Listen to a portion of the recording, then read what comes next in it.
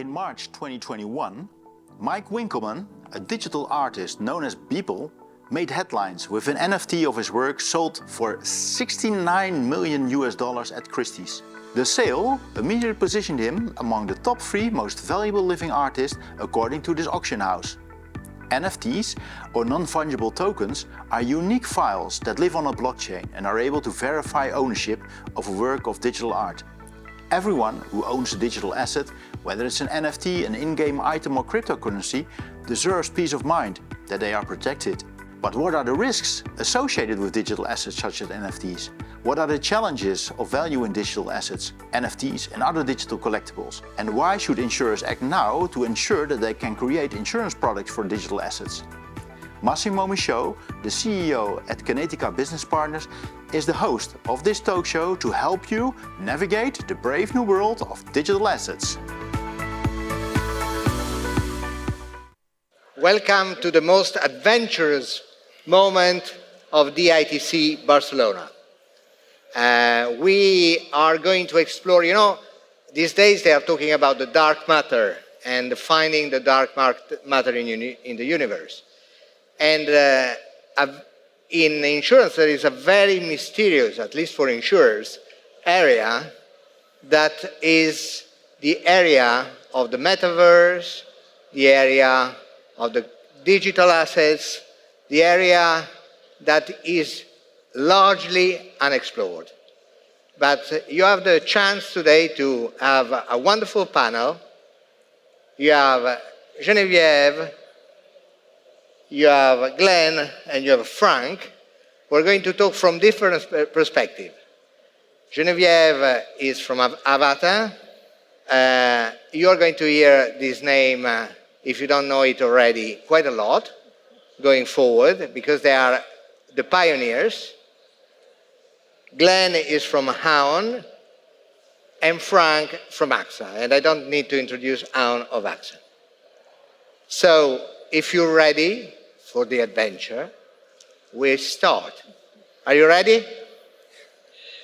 Great. So, Geneviève, going forward, what do you think that tokenization as a phenomenon will produce? Will it pass? Will it stay? Will it still be something that is just a fashion? Thank you for the question. Great question to kick off with, I would say. So in my opinion, I think we're just seeing the infancy of what tokenization can mean for our society. So going back to when we first saw the first NFTs emerge in 2017 with the CryptoKitties and the Bored Apes that everybody might visualize, I think we have already moved beyond those use cases and see adoption of tokenization across different industries. As said, we saw them in the arts and the creative and gaming predominantly, but I think we also see them now emerging, luxury brand, fashion, that are adopting tokenization, but also airlines and health and educational institutions. The other day I heard a term called NTT, referring to non-transferable tokens, that now and in the future will represent the digital versions of our identities, of our passports and visas. Imagine that something will happen to them. I think that's the journey that Avata has onboarded, and we think is important for all of us. Fantastic. So you think it's going to stay, and we are just in infancy. So now tell me what Avata is doing there. What is the role of Avata in the ecosystem? So Avata is an insurtech that provides a technical gateway to connect, on the one hand, digital marketplaces and their clients, so think gaming platforms, NFT platforms, but also museums, luxury brands and fashion brands that I just spoke about, and capacity, risk capacity from our insurance partners on the other side. So currently we have a live proof of concept that focuses on theft of NFTs, but the use cases, again, are far beyond just focusing on that. So we are currently collaborating with various merchants and various insurance partners to see where we can align with where digital citizens are moving. In which way the approach to risk changes when you get into digital assets? How do you, is it the same thing that you do in a normal insurance company, or is that a bit different?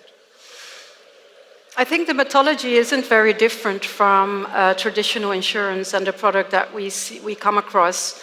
I think the mindset behind it is somewhat different. So when you look at digital assets, they are various in their outputs.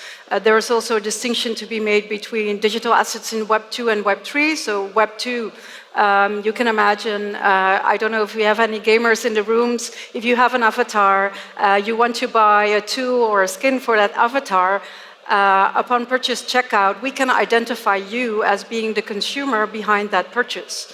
That asks for a different or maybe a same approach as we approach traditional insurance products at the very beginning. Looking at Web3, when this purchase is being made upon checkout, the only thing that identifies the person behind that purchase is the smart wallet ID. So it will not lead back to you as an individual. So when we talk about some of the traditional teams that are very important in the insurance industry, KYC, AML, it asks for a somewhat different approach, in my opinion. Sure. And now, then how do insurers react to that? Do you see this as a market more for insurers? Which kind of carrier do you find for this kind of activity? Well, good question. I think many of the carriers that we engage with definitely have an appetite and see the potential of this new customer segment that is unfolding, and to align with the needs of these customer groups.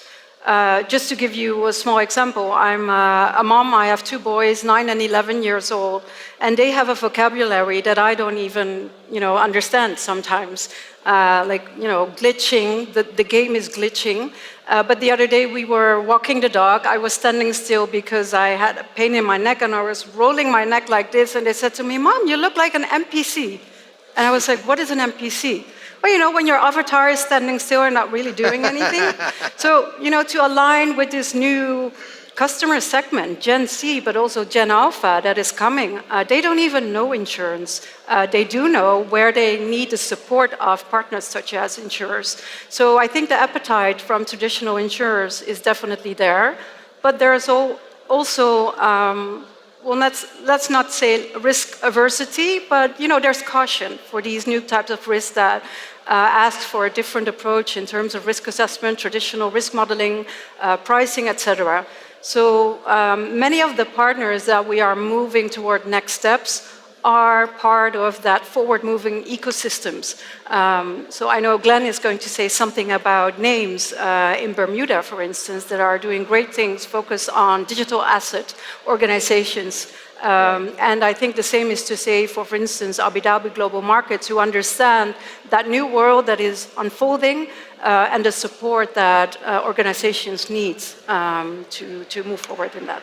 So in some way there is a risk for traditional insurers to lose a little bit of ground in that kind of area because of the dictionary, not because of the appetite. You said that the appetite is there, but there could be some difficulty. You work today mostly with Insurtech, if I understood correctly. Correct, yes. And how do you're working globally. How do you go about in the jungle of regulations? Because there you have to be in different That's a very fair geographies question. Yeah, absolutely. Fair question, and definitely one of the challenges that we are facing. We are, as Avata, not only catering to a global audience, we ourselves, I think, are becoming more global citizens. The topics that have been discussed here as well are about working remote first, for instance. When you look at the legal and regulatory framework surrounding activities such as the ones that we are trying to explore, they are lagging behind. And it really reminds me of when I used to work at AIG, when I first encountered the insurance industry, and I was responsible for setting up multinational insurance programs for corporate clients in the Netherlands. And, working across freedom of service, admitted, non-admitted, there were some impossibilities of rolling out a truly international insurance program. And today I think the same is true for what we're trying to achieve. We're trying to serve a global audience, but the regulators are very fragmented. So I think there's a real need for them to offer a homogeneous ecosystem where we can thrive. And there is a competition also among geographies, because certain geographies that are more global will probably catch more than others, you said to me. Yeah, absolutely. And there are, good things happening. One of the initiatives within the European framework is the European Regulatory Sandbox, where there is an open environment where parties such as Avata, InsurTags, but also legal partners, governments can really engage, learn, share insights to create this trustworthy ecosystem for all of us tomorrow. Thank you very much. So the exploration of this new universe is not that easy. Glenn, you are both directly with your clients, working with clients in the Web3, and you're also an advisor to our own growth ventures. So you both do the elaboration of the intellectual evolution on the one end, and the other end, you're directly hands-on in working in that. Can you tell us some of the ways Aon is addressing the emerging risk and the challenging facing the digital asset industry? Yeah, no, absolutely. And thanks everybody for having us here. Happy to be able to present. I know we're standing in between everyone and happy hour this afternoon, so we'll try to keep it light and fun.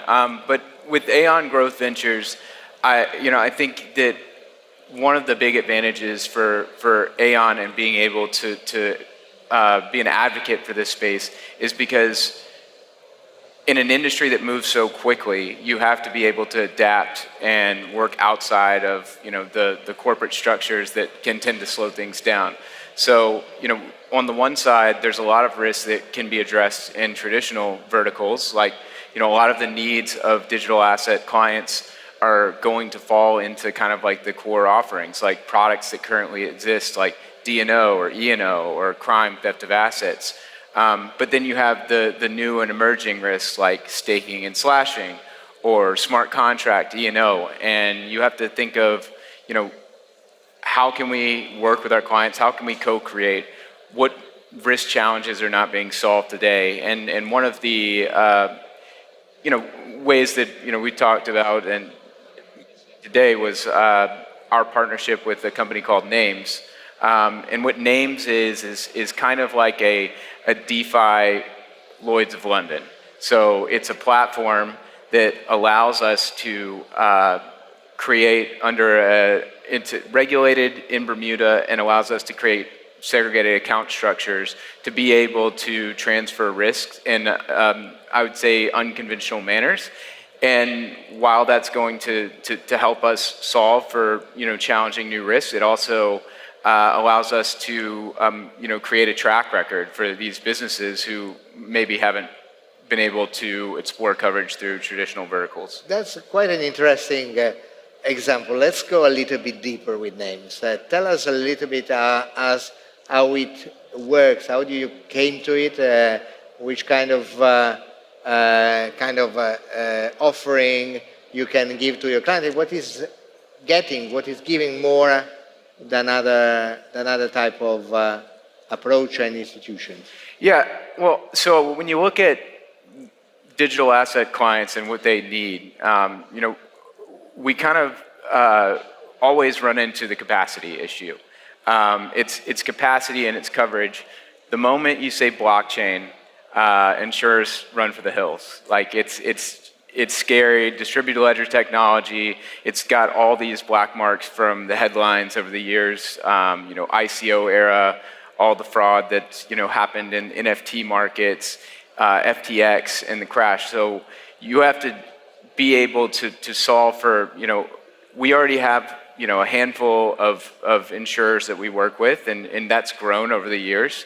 But at some point, you reach this intersection where all the capacity that's available is priced, in a completely commercially unviable manner if you're a growth company. So that's part of the genesis of what NAMES is solving for, because in this segregated account structure, we can, one, define the coverage of what we intend to cover without, as many limiting exclusions. But then we don't have to go to a traditional insurer to insure that risk.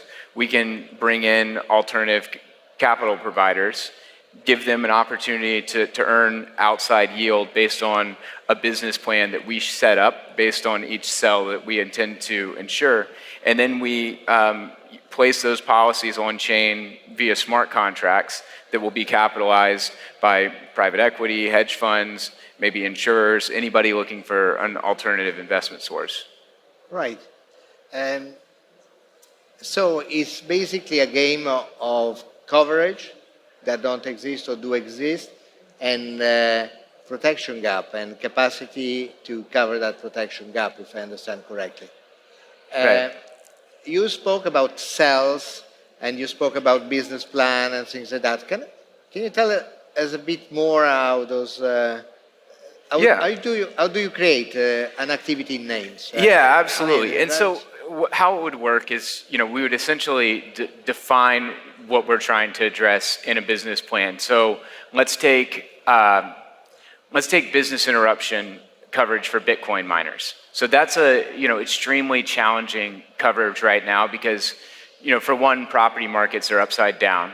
And, in terms of like the savviness, the education level of, crypto industry and property industry, there's definitely a wider gap than, say like financial products like, E&O or crime. And so no Bitcoin miners are getting any coverage for business interruption because insurers don't want to be on the hook for the volatility of the currency, and they don't understand frameworks for best practices. So, what can we do? Well, we can raise money for a cell. So we would go to NAMES and say, here's our business plan. You guys have already satisfied the regulatory aspects of this. We're going to work through your IIGB license in Bermuda, and the paper will be issued on NAMES. But NAMES is the technology provider, and then they will take our business plan, get it approved by the regulators that says, Aon wants to write policies for business interruption for miners, and they want to denominate those policies in Bitcoin. So, the policies would be in wrapped Bitcoin, and they would, the capital providers would then buy participation tokens for that cell once it's approved, and then the coverage will be placed via smart contract on their platform. And so anytime when we raise money for that cell, capital providers will have the opportunity, they'll be issued participation tokens that are denominated as their ownership of that cell. And those will only be, they only have rights to those tokens within a closed loop network, which they could trade with other capital providers for other, pools of risk. Fantastic. When we talk together, you explained to me that there are you're following both native and adjacent crypto clients. So that's an interesting definition, and I would like you to share the definition of that, and especially tell us what has maybe impressed you or surprised you in the type of risk they've asked you over time. What's the demand side, in a way? Sure. So when we were talking about this, I kind of put clients into a crypto native versus crypto adjacent categories because in some respects, like I mentioned earlier, as soon as blockchain gets mentioned, it becomes a big complex issue for underwriters. You know, a lot of people have trouble with their, you know, their reinsurance contracts or underwriting directives where it's just a no digital assets, no blockchain, cryptocurrency, all excluded. So if you're trying to do something like, you know, launch an NFT, or if you want to structure a fund that's going to invest in different Web3 companies, like you're going to get declined by half of the market. So even when your core business is not a crypto offering, which we define as the crypto natives, if you are a traditional business that starts making your way into different, digital products, we, use the term crypto adjacent. And to the second part of your question, I guess a few risks that I think are really important right now and are developing a lot. We've been putting a lot of attention to them in Aon. I think the big one for 2023, 2024, and beyond that we're going to see grow significantly. One, it would be staking coverage for staking operators to protect them against losses caused by slashing. For proof of stake networks, we have a lot of conversations right now where traditional finance wants to get in and stake assets, especially with the recent Chappella upgrade to the Ethereum network. The demand for validators on the network has grown significantly. But what these institutions are saying is, if we're going to be staking our assets with you, we want you to have insurance coverage, which until recently has not even existed. I think what Aon has done through, holding workshops in London and working with consultants and Web3 experts and other, industry-leading node operators, we've developed a new way to approach coverage and capacity for staking that I think is going to be much more scalable and important. And then the last thing I'll note that I think is probably going to be one of the most relevant solutions moving forward is smart contract coverage. So loss of assets, due to a smart contract failure. So hopefully we'll have more to say with our Aon's Web3 Protect program that we'll hope to roll out later in the year. Fantastic.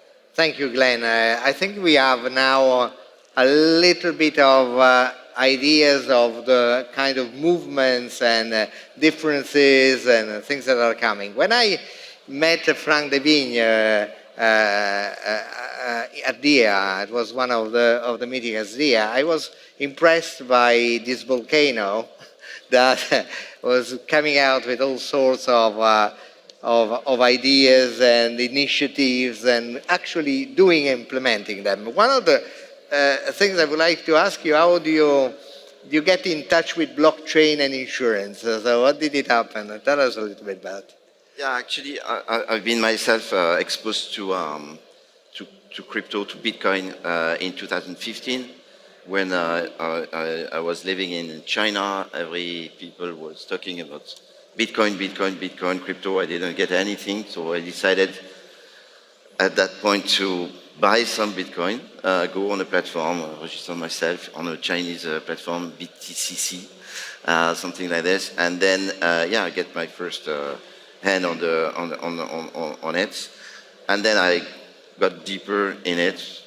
I'm still very enthusiastic about the technology itself, and when I look at this, basically it's a public ledger.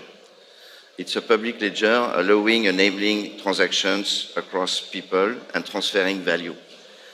And this reminds me what insurance was at the beginning. So I visited the Lloyd's building. I hope that everyone can do that, because if you really want to understand how insurance, where insurance is coming from, you visit this building and then you see a book that was in the Lloyd's Cafe a couple of hundreds of years ago. And so where captain of ships actually put the thing that they were transporting from London to Singapore, and some people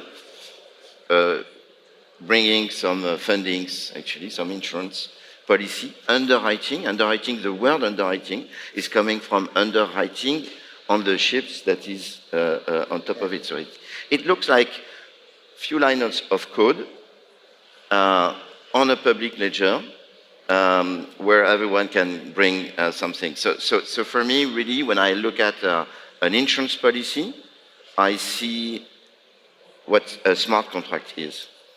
And obviously, it could be much more sophisticated, but we have experimented a couple of things, and we were, I think, the first insurer a long time ago launching a travel insurance policy using smart contract on Ethereum. So that was our first experience, and from that experience, we learned a lot, and we started to work on what we call computable contract. And then computable contract was initially very simple contract. If this happened, then this payout. Yes, okay. No payout. And finally, he moved to with the NLP, generative AI, etc. We are also looking at how to transform sophisticated contract, sophisticated policy, wordings into line of code. With some intermediary step in the middle, I won't go deep into that, but that's we have recently published a paper on that with Stanford. Voilà. So for me, it's really, the two topics are really but with AXA, France, you have been going in sandbox, and you have what has been that experience? What is AXA experience? What have you learned out of? Yeah, so AXA France being quite advanced in doing this experimentation, exploration phase, I would say, of Web3. So Sandbox is, they are partnering with Sandbox, which is an open Web3 metaverse. So just to explain quite quickly, but open Web3 metaverse means that people that are playing the game or having avatars, etc., can buy things, but they can keep, they have the ownership of what they buy. It's not like a traditional gaming where my nephew is buying a couple of things, and then it's the gain is going to the publisher of the game, right? So here you own what you build, what you buy, you can resell. There is secondary market, etc. So we've been very interested to help actually AXA France and Sandbox to do something together. So they've done this experience. I would say it's more a corporate experience that they propose to the visitors of Sandbox. And so basically what's a corporate experience is like, if you remember Web 1, we were all having, all the corporates, we were all having a website just to explain who we are, what we do, etc. It was not really e-commerce before 2000, right? So same things. We are there. It could be like just to discover the story of AXA. It could be for talent recruitment, for instance, because you have a lot of Web3 builders in those open metaverse. So really, what we are learning from this experience is what are the expectations of those guys when they play a game, do something, cross the different land in those metaverse, and they see AXA. What do they expect from us? And then what we discovered, notably, the metaverse is one of the best places for those people, those gamers, to exhibit their NFTs, like a gallery or a museum or the art, the piece of art. So we had, in terms of metrics, we had 14,000 user wallets, I would say, connected to this experience. 20 minutes in average spent on our land, on those experiences. So it's qualitative time, I would say, if not that impressive in terms of quantity, and it was 2 weeks only, and people got our 50 NFTs to get maybe a future protection on something. We'll see. So in a way, it was a way to explore the potential demand in different fields, in a way, and try to see what can match that kind of demand. You talked about art. Tell us a little bit more about your experience there, and NFTs in art, AXA XL Fine Art. Tell us a little bit about. Yeah, so AXA XL is, I think, the largest. AXA XL Fine Art is the largest insurer for art collections across the globe. And so when we found that in those metaverse that the thing was about sharing, showing, trading NFT art on those metaverse, we started to study the opportunity to look at and provide maybe an extension of what we do in real life in the metaverse life. And so what happened recently when we started to study that opportunity is that Beaubourg is one of the first museums across the globe who have acquired NFT art collection of 15 NFTs, which means that at some point we won't have the choice to do NFT art or not.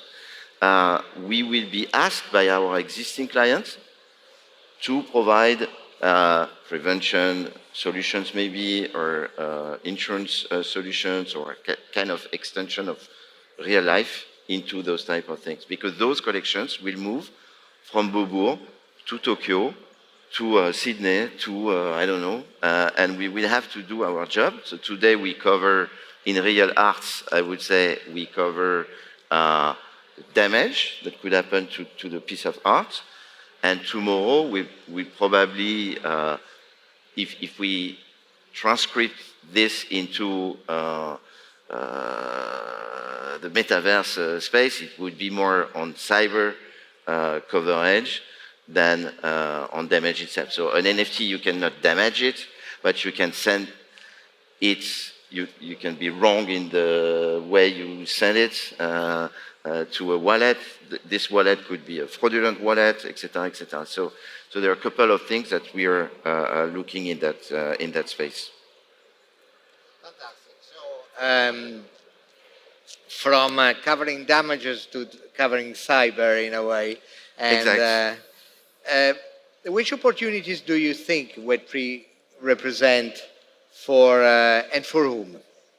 So if you look at Web3 and and the digital asset and things like that, who is going to benefit from that? And yeah, so I'm again very enthusiastic about this. I see that as really a lot of opportunities there.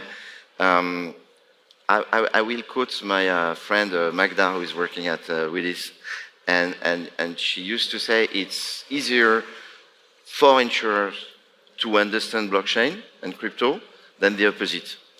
And I think it's we have a role to play in that space. When you see the value actually of those public ledger, you have the transparency, you have the traceability, you have the securitization, you have the transfer of value, and on top of that, if you add a GenAI, you will find in blockchain a way to solve some of the problem of GenAI, right? Notably around the IP rights. We will face a lot of challenges in the coming years on the corpus of data that hasn't been really transparent so far, that are training the model of AI. And at some point, we will have to reconciliate, I would say, the IP rights of this. So it is happening right now to the music industry, to the entertainment industry. At some point, it will come to financial service world, and we will have to do a kind of work on that. And I would say also that for me, Web 2 is obsolete. we have to change the technology to something that is more robust. Yeah, so that's a lot of opportunities, and notably in cyber, in the cyber prevention space, for instance. So far, lack of understanding of what is blockchain, but it could come quicker than expected, I would say. And once it is really well understood, there are a couple of things to launch. Okay, thank you, Frank De Vigna, thank you, Glenn Morgan, and thank you, Geneviève Giovitana. We have just opened the door a little bit and peeked through the door just to see this enormous world of the digital asset that is becoming. So I hope you enjoyed it. Thank you very much. Thanks for the day.